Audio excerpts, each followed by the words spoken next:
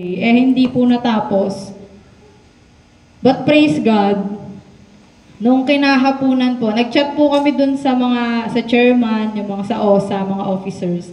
Nag-chat po kami na ganun nga, hindi na kompleto yung pirma sa kadahilan ng hindi available yung mga president. Kahit mga representative nila, hindi available. Tapos nung kinagabihan po, kausap ko po yung chairman na kayon nga kailangan daw ilalapit muna dun sa OSA director sa parang namamahala.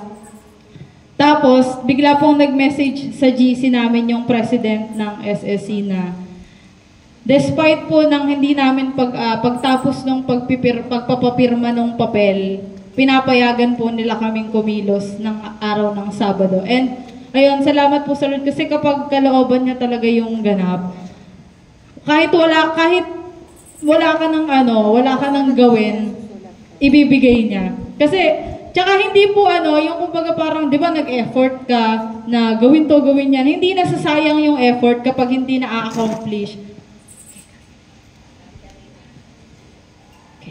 Ayan. Hindi po nasasayang yung ating effort kapag hindi na-accomplish yung ginagaan, hindi natin na-accomplish. Pero kapag Lord ang siyang gumawa, talagang nabibigyan ng ng katagumpayan. So ayun po, salamat po sa Lord dahil by Monday po magdidikit-dikit na lang ng mga design and magagamit na po yung room para sa gawain ng Diyos, which is yung mga cell group po, yung mga prayer, daily prayer session with the officers. So yun po. Ano yan? Pwedeng lutan yan. Opo, pwede po mag-invite pag may mga yung outsider. Ay, hindi lang po namin alam. Okay. Pwede daw bang puntahan ng outsider yung room? Picturean nyo naman. Ayun. So, ayun po. Salamat po sa Lord. Yan. Papuri po yun sa Diyos dahil siya yung kumilos sa bagay na yun. Kay Karil po tong tubig. Pero salamat po sa pagbibigay. Ayan. So, may tanong po ako bago tayo mag-start. Sino po dito yung may pinagdadaanan? Sa dami. Marami. Natapilok na nga sa daan no? Sino po yung nasasaktan? Yung nalulungkot. Hindi ako nalulungkot. Yung nahihirapan. Yung nadi-discourage, parang napapanghinaan ka na ng loob. Hindi naman masyado. Sino naman po dito yung nape-pressure? Medyo. parang lahat umagri nung pressure na yung binanggit So ayan, syempre lahat tayo nakakaranasan. Hindi man pare-pareho yung reason. No, pero pare-pareho yung nararamdaman na nasasaktan tsaka nahihirapan. Pero alam niyo po ba, na may dahilan kung bakit ka nasasaktan or nahihirapan? Siyempre. Amen. Ngayong umaga po, yan ang ating pag-uusapan. At ang title po natin ngayon ay The Purpose of Your Pain. Yan, dahil may purpose. Yan, mga ka-purposean tayo. Nung kay Karil po, diba? There's a purpose in every season of your life. Yung kay Pastor Steve po, marami po yun Ang dami Word of God, yun yung title. Ngayon naman po, there's a purpose of your pain. So, bago po tayo mag-start, maniyahan ko po kayo manalangin, tayo po pumikit.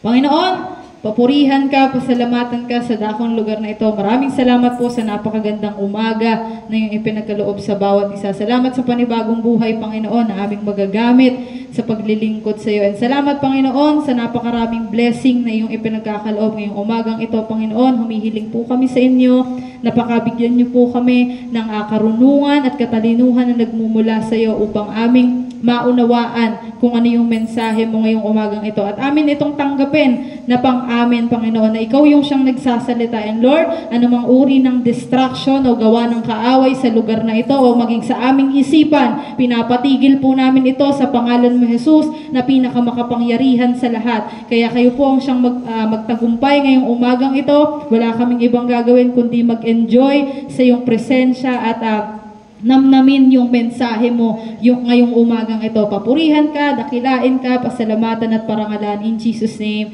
Amen. So ang atin pong scripture ngayong umaga, James chapter 1 verse 2 to 4. Alam niyo na po ito. Sa mga sinusubok, sa mga nahihirapan, sabi po sa James chapter 1 verse 2 to 4. Mga kapatid, magalak kayo kapag kayo dumaranas ng iba't ibang uri ng pagsubok. Paano yun? Paano naman yun? Dapat ninyong malaman na nagiging matatag ang inyong pananampalataya sa pamamagitan ng mga pagsubok.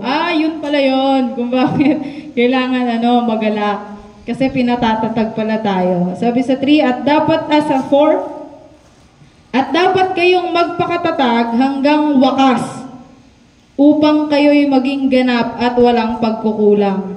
Hanggang wakas, hindi hanggang dito lang. Hanggang wakas yung sinabi doon.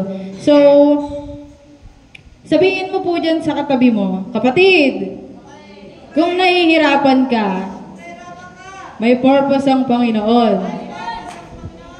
Kaya magalak ka at magpakatatag. Ayan, parang ate, ang hirap naman nun. Dito nga sa assignment ko, umiiyak na ako. Sa research ko, naiiyak na ako. Paano pa yung iba't ibang uri ng pagsubok? Ito, I think, alam na po nating lahat to. Na the moment na magdesisyon tayo na sumunod sa Panginoon, nagiging target tayo ng kaaway. Kaya po minsan may maririnig tayo from mga bagong Kristiyano, kahit sa mga matatagal na nagsasabi, bakit parang mas humirap yung buhay ko nung naglilingkod na ako? Bakit parang mas okay nung dati?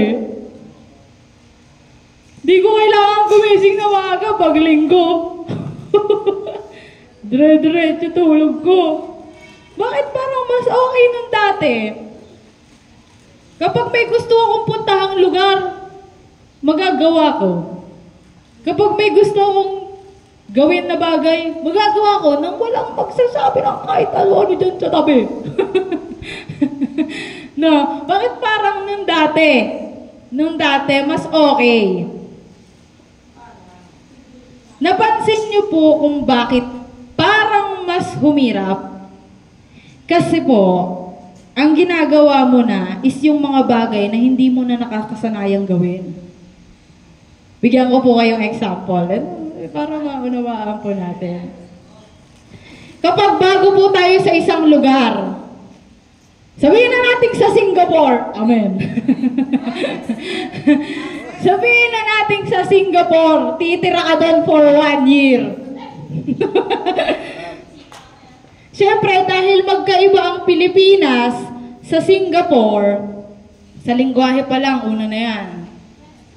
Mahihirapan ka talagang makipag-usap. No, makipag-communicate. Kasi sanay tayo sa Tagalog at Ingles. Some of them po, hindi marunong mag-English. Di ba? Mahirap sa una. Nakasanayan nating magsalita ng Tagalog. Ang kausap na natin, mga Chinese po yun, di ba po? Iba ba English nila? Napuputol yung letra, andaw. Ang sabi. Kung kilala niyo po sila, Miss Caris, sila Brother Eric, yan. Yung mga, ganun yung mga, talaga napuputol yung mga letra. So, mahirap po, di ba? Kahit po sa school, kapag first day, halimbawa, natapos na yung isang year, panibagong taon na, first day of school, nahirap, ako po, ko po yan, nararanasan ko po yan. Nahirapan tayong makipagkilala ulit. Parang, dapat classmate ko na lang ulit si para may kakilala na ako. Diba? Dahil hindi na natin, wala na tayo dun sa nakasanayan nating gawin, nahihirapan na tayo. Yun, naaalis tayo sa comfort zone. Nagets niyo po ba? Kung bakit parang mas humirap nung naglilingkod na tayo. Kasi lumakalakad na tayo sa right path. Wala na tayo sa nakasanayan nating gawin. And kung nahihirapan ka po, ito ang sabi sa salita niya. 1 Peter chapter 4 verse 12. My friends, my friends, 1 Peter chapter 4 verse 12. My friends, don't be surprised at the painful things that you are now suffering, which are testing your faith. Testing your faith. Don't think that something strange is happening to you. Huwag na kayong magtaka sa mabibigat na pagsubok na inyong dinaranas na para bang ito'y di pangkaraniwan. Para bang bago pa. Hindi na bago na tayo dumaranas ng pagsubok. Paggising pa lang sa umaga, sinusubok ko na eh. No, yung aga ng paggising eh, natunog na si alarm, snooze muna, snooze. Hanggang late na. Tapos late ako.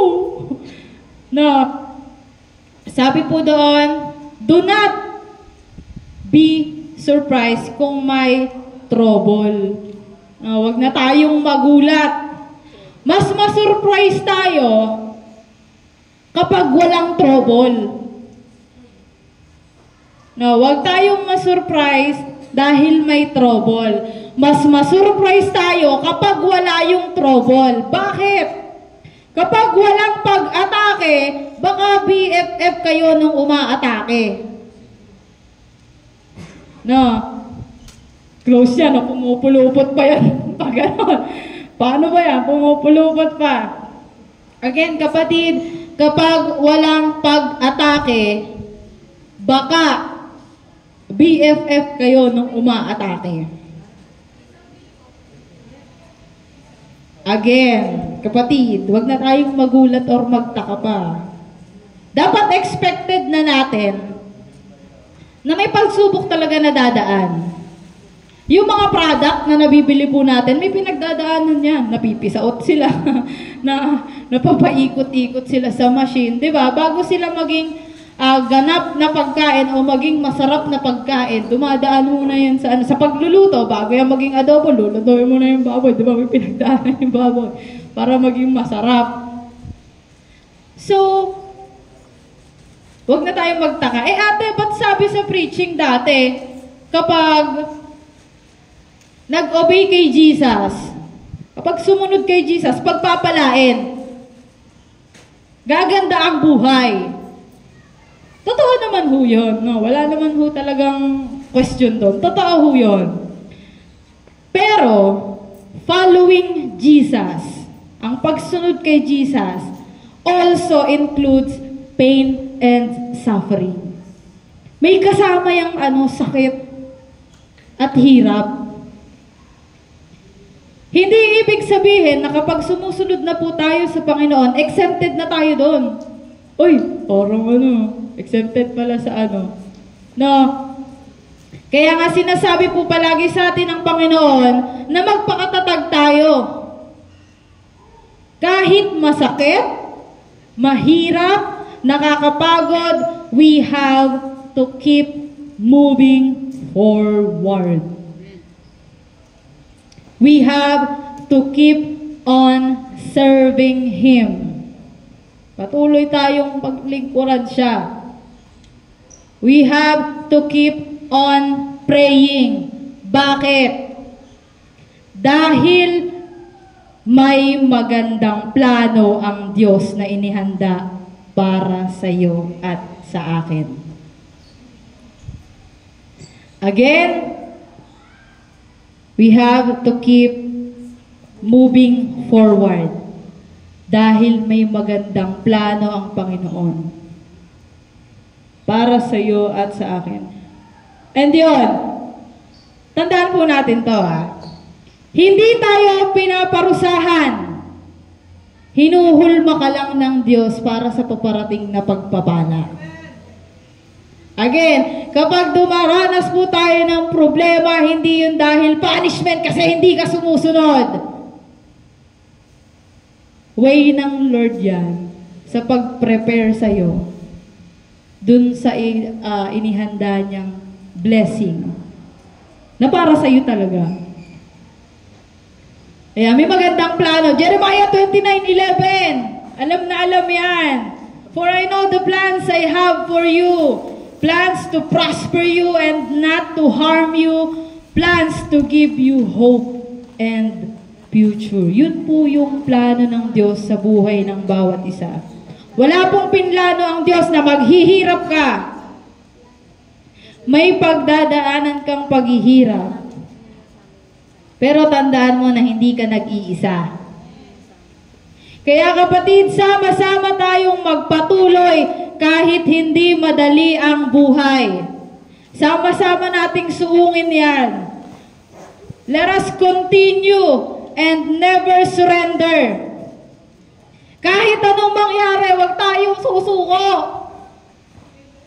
Kasi hindi tayo sinukuha ng Diyos. Magiging katulad ni David na kahit may gulayat sa harapan, hindi magpapatinag. Amen? Hindi magpapatinag kasi alam natin na sa kabila ng matinding pagsubok na ating pinagdadaanan, yung pangako ng Diyos ay ating mararanasan. Kaya't patuloy na magtitiwala at mananampalataya sa Diyos na makapangyarihan at tapat kailanman. Yun ang Diyos na meron tayo kung bakit sinasabing magpakatatag ka, huwag kang susuko. May naging record na po ba sa Bible na natalo ang Diyos? Kaya ngayon po, ngayong oras na to, kung feeling mo parang talong-talo na yung buhay ko Kapatid, anak ka ng hari. Anak ka ng Diyos na nagtatagumpay at patuloy na nagtatagumpay. Sabi po kanina, di ba? Huwag na tayong magtaka kapag may pagsubok. Dito tayo magtaka, kapatid. Ito, anayin nyo to. Huwag tayong magtaka kapag may pagsubok. Magtaka tayo. Dito tayo magtaka. Bakit kaya desperado si enemy na atakihin tayo? Bakit kaya target ako ng enemy na to? Ano kaya yung nakikita ng enemy sa buhay mo? Bakit kanya pinipigilan? Kasi di ba po tayo, hindi natin alam kung anong mangyayari sa buhay natin, sa future, kumbaga. Hindi natin alam, hindi natin nakikita yan. Hindi natin alam kung ano yung nasa dulo ng tunnel. Di ba may mga mahaba pong tunnel, tapos madilim pa dun sa loob pag pumasok ka. Hindi natin alam, no? May konting liwanag naman, pero di mo alam kung ano ba yun? May magandang ano pa ba dun o dead end na? No, hindi natin alam kung ano yung nasa dulo nung tunnel. Nag-loading. Hindi natin alam kung ano yung future. Kaya, kapag hindi natin alam, minsan madali sa ating sumuko. Hindi ko naman alam yan. Hindi ko magagawin. Ayoko niyan. Hindi ko alam yan. Kayo na lang. No, kaya madali minsan sa atin ang pagsuko. Pero maaaring may nakikita si enemy na something sa'yo. No, na something sa'yo. Yung nasasabihin niya, kailangan kong pigilan to. Kailangan kong pigilan tong tao na to. Isa na naman to sa hahad lang sa mga gusto kong gawin Isa na naman to sa kakalaban sa akin Kailangan kong pahirapan to. Para siya na mismo yung magdesisyon na tumigil siya. Pipigilan tayo ng enemy. Kasi alam niya na gagamitin tayo ng Diyos for His kingdom. No, para sa paghahari ng Diyos. Nahihirapan at nasasaktan ka kasi pinipigilan ka ng kaaway na marating at makamtan yung magandang buhay na inihanda ng Panginoon para sa'yo. Now, kapatid, ang tanong, magpapapigil ka ba?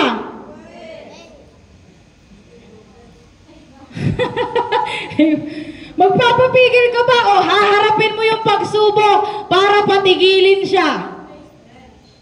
Magpapapigil ka ba kay enemy o haharapin mo siya para siya yung patigilin mo? Natandaan niyo po yung sharing ni Pastor Jake na hinamon pa yung dagdagan mo pa! No, gaganon po ba tayo? Teka lang, kalma ka naman. Dagdagan pa. Teka, kalma. No, lang, by appointment yan. Pwede ba by appointment? Ngayong araw, eto lang kasi yung kaya ko kaya ikaw muna. No, hindi natin mapipigilan yung problema na yan na dumating. Pero yun nga po ang tanong. Magpapapigil ka ba? Magpapaapekto ka ba? Sino po dito yung matindi yung purpose nila? Nasasabing, ang tindi ng purpose ng buhay ko. Kaya matindi yung pinagdadaanan mo. Kasi kapag matindi yung purpose, ibig sabihin, matindi rin yung pagdadaanan. Pero din sa tindi ng pagdadaanan mo, believe na mayroong Jesus na tutulong sa'yo. No? Believe na mayroong Panginoon na mag-aahon sa'yo. Kasi He knows what it feels. Alam niya yung pakiramdam nung nahihirapan. Di ba, nagkatawang tao po ang Diyos. Ayan, hinubad ang pagiging Diyos at bumaba sa lupa. Ayun. Kahit po ang ating Panginoon na dumanas ng paghihirap, sumuko ba siya? Hindi. Yan, malaking hindi, malaking no. Kahit alam niya kung anong mangyayari sa kanya, hindi siya sumuko, no. Partida tayo, hindi natin alam kung anong mangyayari, sumusuko na agad, no. Hindi pa tayo naghahakbang suko na. Pero teka lang, ano ba itong hahakbangan ko? Alam niyo po yung pag naglalakad ka, enjoy ka maglakad, no? Hindi mo napansin na may pababa. Yung maglalakad ka, bigla kang mahuhulog na gano'n. Lagi ko yun nararanasan. Tapos, bigla, pag kumanong ka, titingin ka sa likod, baka may nakakita. May mga instances po sa buhay natin na hindi mo alam na may mauuntogan ka pala. May mauuntogan ka pala sa paghakbang mo. Tapos, napiyaot mo pa. Napiyaot mo pa yung napag-untogan. Pero yun nga ho, no, yung hirap na nararanasan natin, alam ng Diyos yan. Kasi di ba po, dun sa, alam niya kasi yung mangyayari sa kanya, alam niya na kukutyain siya, ganun. Sa Luke chapter 22 po ata, or kahit meron pa sa ibang, nag-pray si Jesus bago siya dakpin. Yung bago siya hulihin, na parang, pwedeng, parang, ang dating niya doon parang, pwede bang hindi ko nadalaasin to? Take this cup away from me. Ayun. Pwede bang hindi ko nadanasin to? Pero ano pong sinabi niya dun sa huli? Not my will, but yours be done. Huwag ang kalooban ko ang mangyari, kundi ang kalooban mo. May purpose po ba yung pain na naranasan ni Jesus? Yes! May benefits po ba yung ginawa niya? Of course! So kapatid, remind ko lang po kayo na bago makuha ang benefits, kailangan muna ng pagpiga. Di ba po sa mga katas-katas? Sa grapes, kailangan muna yung tapak-tapakan. Yung iba tinatapakan eh. Iba sa gataho, na yung pag ginayod yung nyog, yung pipigain, bago makuha yung mismong katas niya, pipigain. Sa mga mantika, sa oil, sa olive oil, sa napanood po namin yung paano ginagawa yung oil talagang. Ayun, sa tubo. Diba? Bago makuha yung benefits, pinipiga muna. Kailangan ng pressure. Sino po dito yung napapressure? Kailangan ng pressure, kaya kung gusto natin ng benefits, sometimes we need to be crushed. Kailangan minsan napipiga tayo. Mapipiga ka talaga. No, pinipiga ka na, hinihigit pa. No. O, ini-stretch pa. Ang sakit nun. Ma-stretch nga lang yung na-dislocate mong ano. na-dislocate yung buto mo, hinigit, di masakit. No, naalala niyo po ba yung sinabi ni Apostle Paul sa 2 Corinthians, we are being pressed on every side. We are being pressed on every side. Ibig sabihin, kahit saan tayo tumingin, may pressure. No, kahit sa school ka to, pang school yung isipin mo, may pressure. Sa bahay, may pressure. Sa trabaho, may pressure. Lahat ng bagay may pressure. Kaya nga po sinabi ni Jesus, fix your eyes on me. Kasi, hindi lahat ng makikita natin sa paligid magandang tignan. Hindi lahat ng makikita natin sa paligid natin masarap tignan. Kaya sabi ni Jesus, fix your eyes on me. Sa akin lang. And kapatid, kapag may pressure, may benefits yan. Diba? Yung kay Jesus nga, may benefits eh. Minsan, kailangan muna i-press para makita yung benefits. Katulad na lang po ng switch sa ilaw. Iilaw ba yan kung hindi pipindutin? O, pinipress. Yung sa instrument, yung keyboard, diba? Tutunog ba yan kung hindi siya ipipress? Hindi. So, kailangan ng pag-press, kailangan ng pressure o ng pag-press para makita yung benefits. Kapag may kapag may pressure, may effect, may bunga. Hindi kaya hindi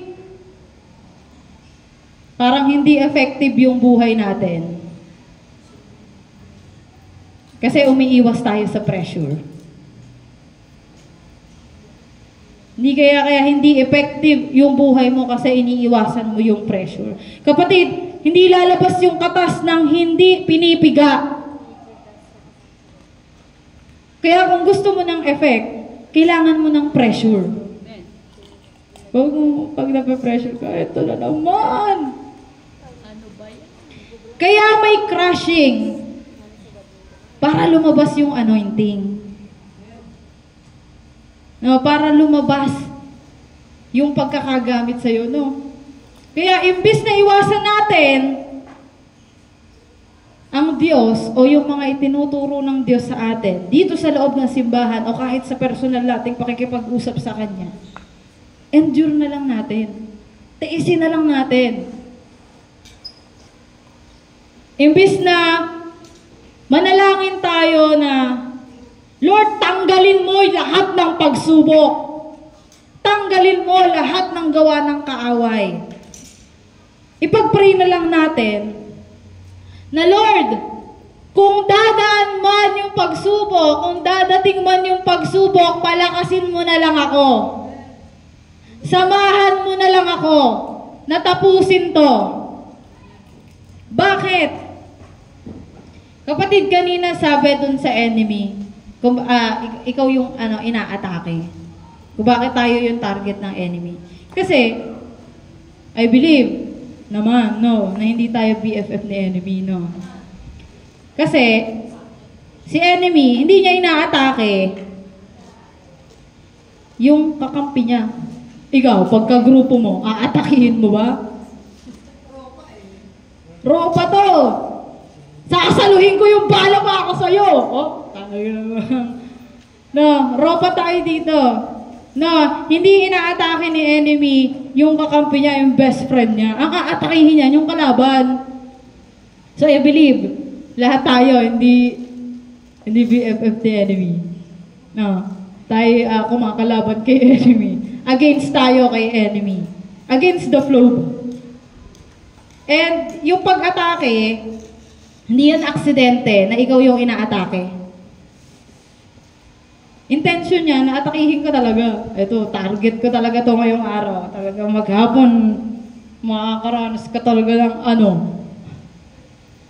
Hindi niya yun, hindi niya inaatake yung kakampi niya. So kung nakakaranas ka ng pag-atake from enemy, ibig sabihin, hindi ka niya kakampi.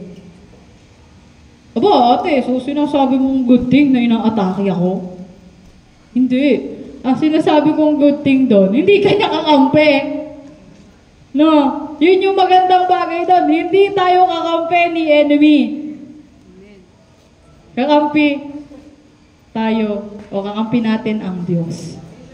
Hindi tayo pumapanig kay enemy, pumapanig tayo sa Diyos at pinapanigan tayo ng Diyos. Kapatid, huwag nating iwasan yung pressure. Kasi lahat ng dumadaan dito, maganda yung kinakalabasan. Tignan mo yung katabi mo. Mukhang problemado ba dahil sa pressure o mas lalong blooming? Aba. Wala pang tulog yan. Yung iba magre-reklamo, no? Iba magre-reklamo, wala akong tulog 2 to 3 hours lang. Tapos sasabihin, talaga ba? Yung iba naman, talaga ba? Parang hindi halata. Yung iba naman, wala akong tulog. Yung iba kahit may tulog na, parang, natulog ka ba? Mukhang puyat. Na, dahil ba sa pressure, mukha bang problemado yun dahil sa pressure o mas maganda at gwapo? Kahit may pinagdadaanan, napakaganda, napakagwapo, napaka-blooming. Kita ba yung glory ng Lord? Or mas visible ang worry? Kita ba ang glory or mas visible si worry? Si pag-aalala. Teka lang, ano ba mangyayari bukas? Siyempre, glory. Kasi, pressed but not crushed. Pinipiga, pero hindi nadudurog. Bakit? Nagpapatuloy. Sino nagpapatuloy?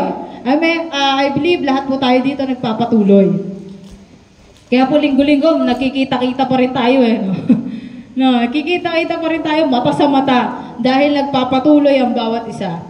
Alam niyo po, we are so blessed. Talagang pinagpala tayo.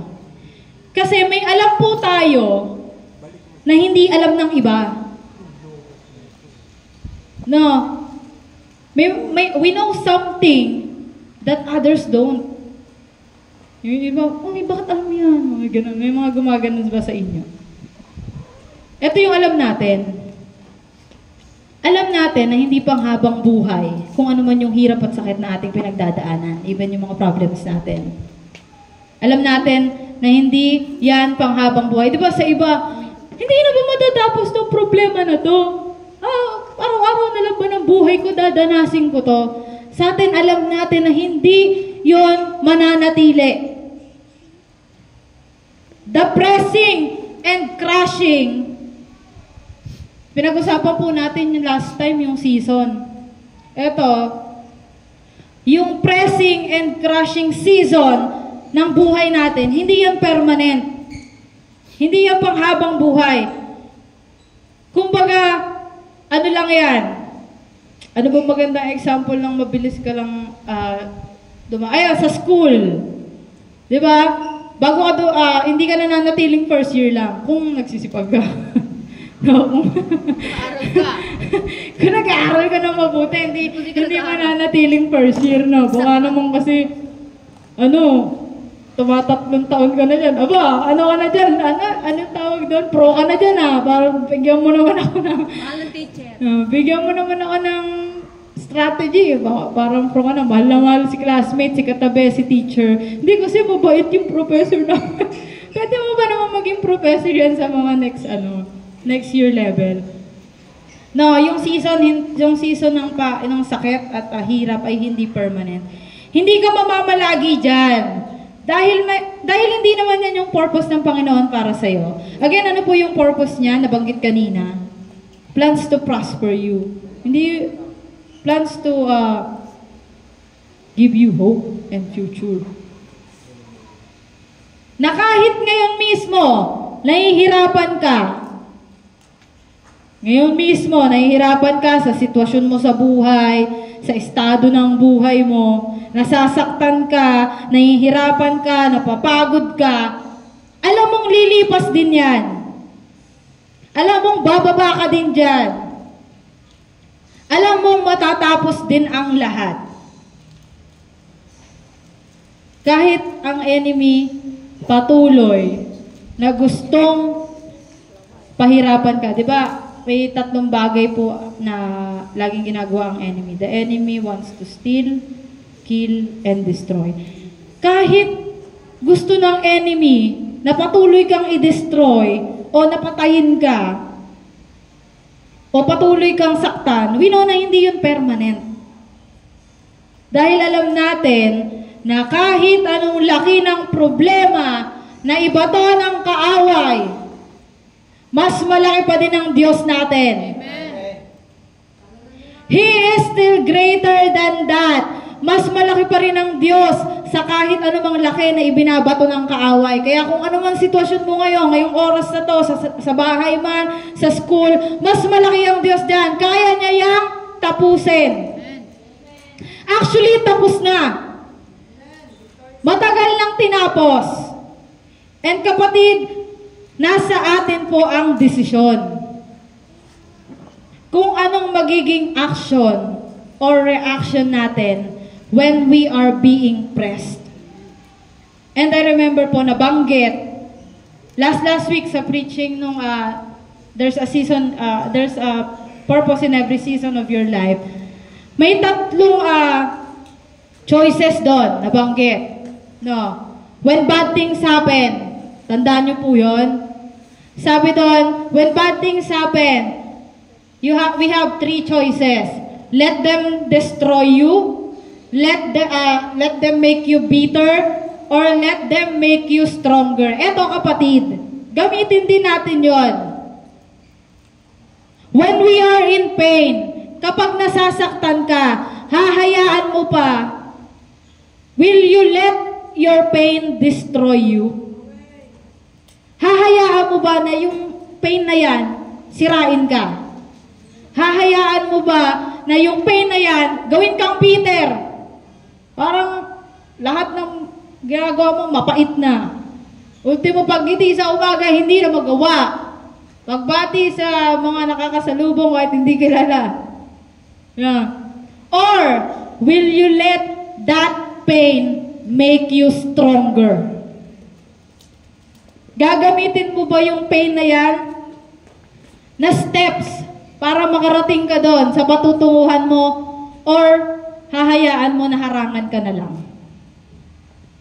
Nasa atin po ang desisyon. It's up to us. Diba? May free will tayo. Nasa sa atin po ang desisyon, kapatid. Remember kung ano yung sinabi ni Pastor Steve last week? Ayaw ng Diyos, napilit lang natin siyang mamahalin. Diba? Parang kung pilit mo lang ako mamahalin, wag na lang. Ganon din po sa pagsunod. Ayaw ng Diyos na para bang napipilitan lang tayo. Parang kung napipilitan ka na lang, wag mo na lang gawin. And yung bagay na yon na pag-sharean po namin yon nung sa DPS namin.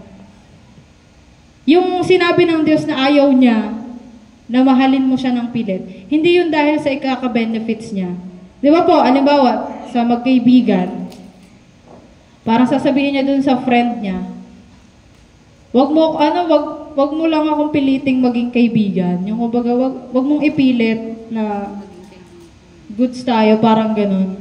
Ayoko nung kapag okay lang yung sitwasyon, goods tayo. Wag mong ipilit na parang gano'n. Wag mong pilitin lang. Benefits yun sa nagsabi. Kasi nahihirapan din siya.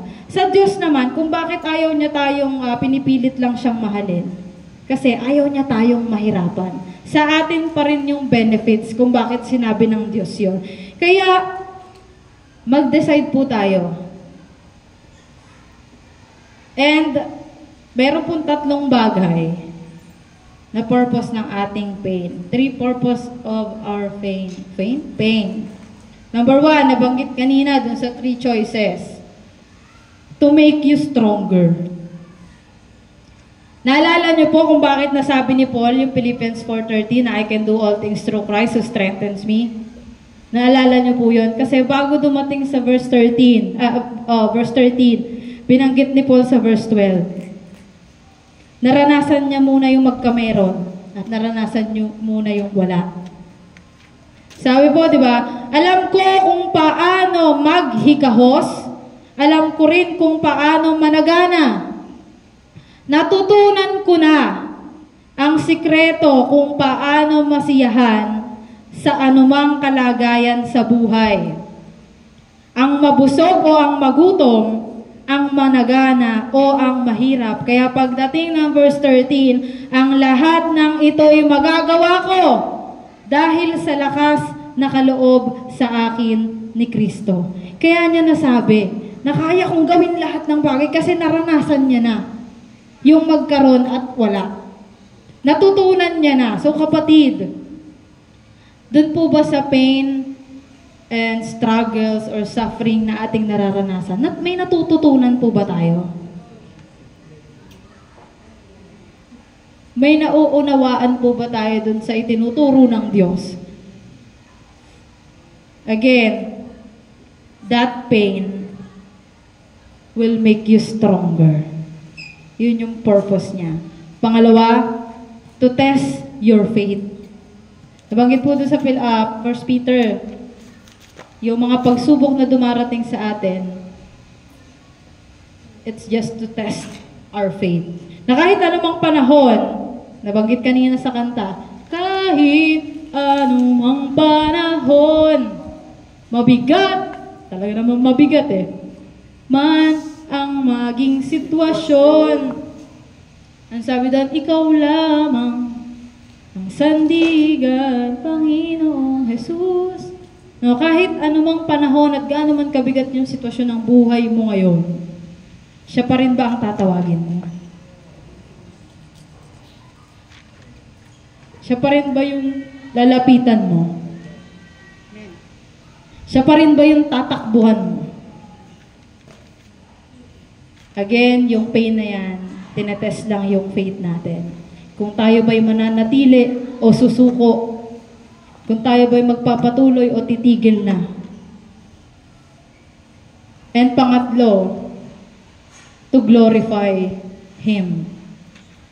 Yung pain na nararanasan natin is to glorify para makita yung kadakilaan ng Diyos sa buhay natin. Sa pamamagitan ng testimony ng buhay mo bilang anak ng hari, nakikita yung glory ng Lord. Marami na pong tumayo dito sa harapan na nag-testify na kung ng mga pinagdaanan nila sa buhay. Nakikita nyo pa rin po ba sila dito sa simbahan? Yung iba hindi na. Pero mas marami yung nandito pa. Our pastora may pinagdadaanan, nagpapatuloy. To glorify the Lord. Amen. Yung mga, kayo po, alam ko po may mga pinagdadaanan. Pero nagpapatuloy. To glorify the Lord. Bilang kapitan po, mahirap yan. Ama ng buong barangay, maraming stress. Pero nagpapatuloy para makita yung kadakilaan ng Diyos. Na sa pagharap natin sa tao, hindi tayo yung good shot, hindi tayo yung magaling, kundi yung Diyos na meron tayo. No, maaaring sinasabihan tayo ng mga tao na nakapaligid sa atin, "Uy, ang galing mo, ang dami mo nagawa ng ito." Praise God!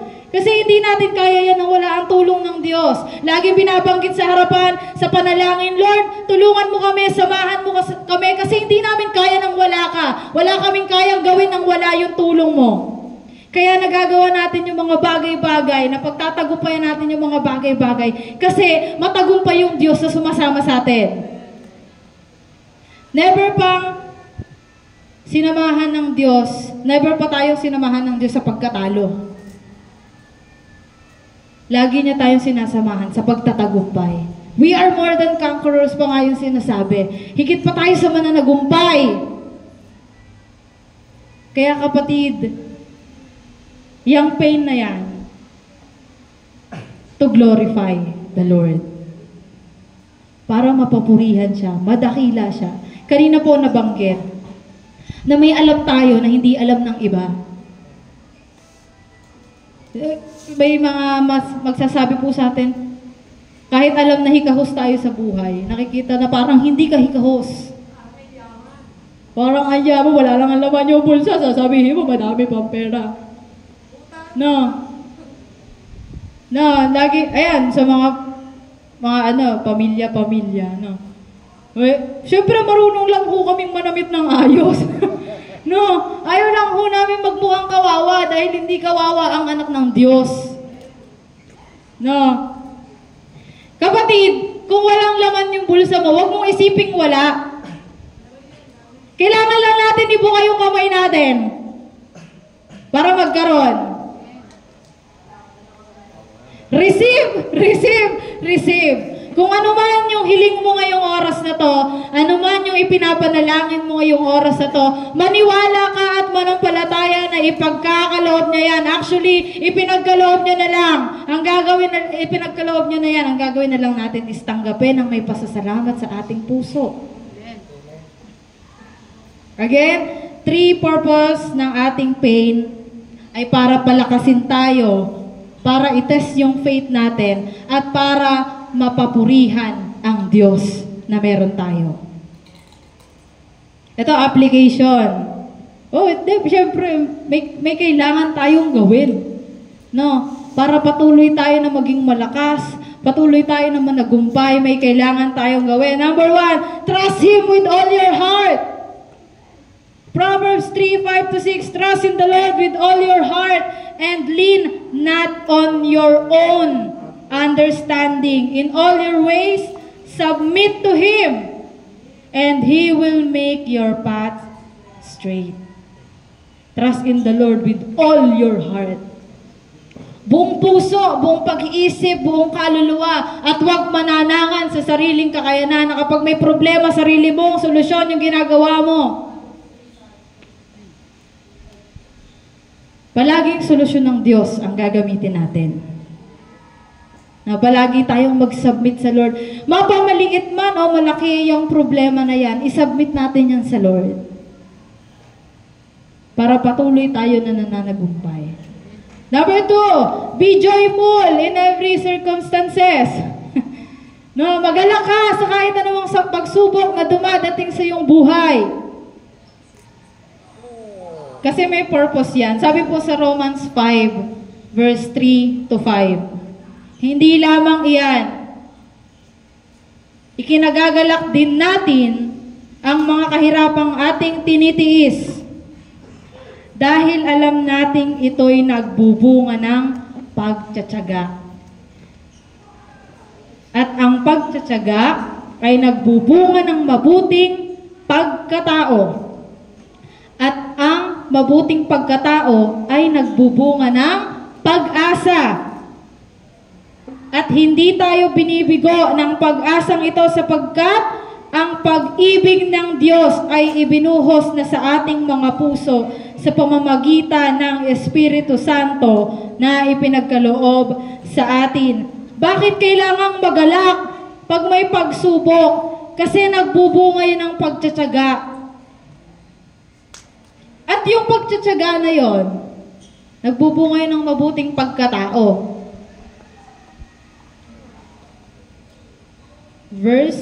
Romans 5:3-5.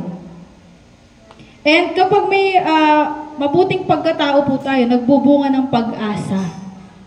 No? Church of Hope, nagbubunga ng pag-asa, nagbibigay pag-asa sa mga wala ng pag-asa sa buhay. No? And hindi tayo binibigo ng pag-asa ngayon. No, never pa tayong binigo ng hope na yon na nagmula sa Diyos. Kapag parang umasa ka na kung ano man yung nilalaman ng puso mo ngayon, mabigat man yan o mahirap, umasa ka, nagagaan yan. mas umasa ka na mawawala din. No? And pangatlo, do not just be willing, but also be determined. Wag lang tayo maging willing, wag lang gustuhin natin. Dapat may determinasyon tayo. Kasi minsan po, hindi sapat yung decision lang. Kailangan may determinasyon. Di ba kapag pag-determine yung isang tao, kahit anong sumalubong dyan, wala yung pake. Kasi gusto niyang marating yon.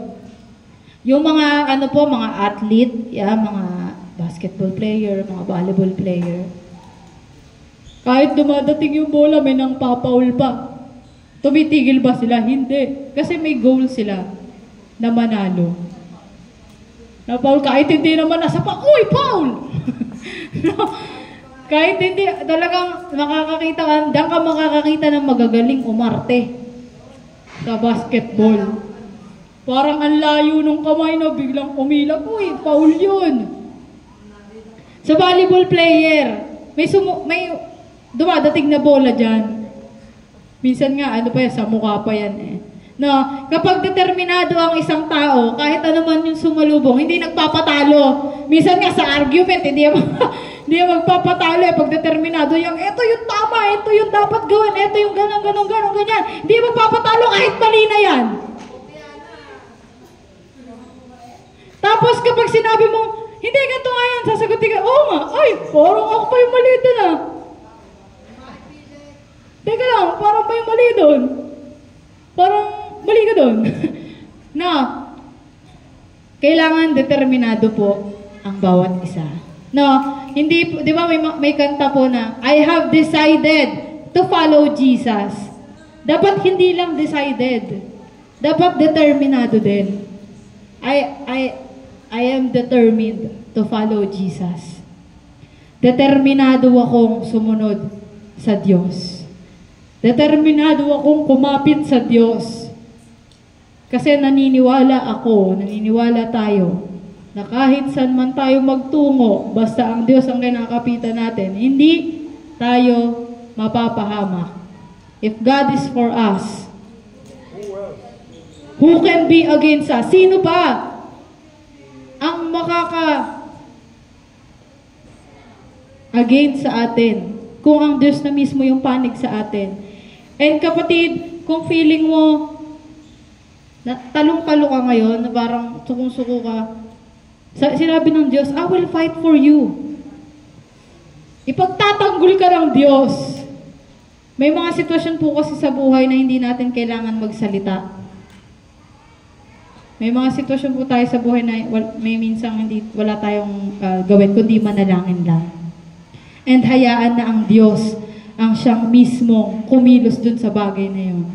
And magugulat na lang po tayo na yung pinoproblema natin, ay, tapos na pala. May bago na ulit. And kapag may bago na ulit, mas titindi yung faith natin. Mas malakas yung faith natin. Kasi natapos nga natin tong level na to eh. Eh di ba, ang level, pataas yan ng pataas, pahirap yan ng pahirap. So kung tumataas ka, ibig sabihin nakakayanan mo yung mga mahihirap. Kaya sabay-sabay po tayong magtiwala sa Diyos, manampalataya at magalak.